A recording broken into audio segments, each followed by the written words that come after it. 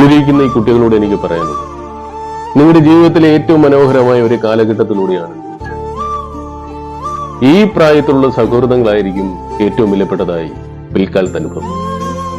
നിങ്ങളെ കാണുമ്പോൾ എനിക്ക് എന്റെ കുട്ടിക്കാലം ഓർമ്മ വരിക.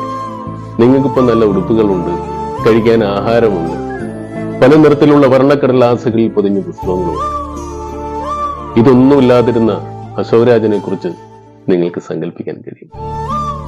അന്നും വെറും അശോകനായിരുന്നു, നിർധനായ രാജന്റെ മകനായിരുന്നു.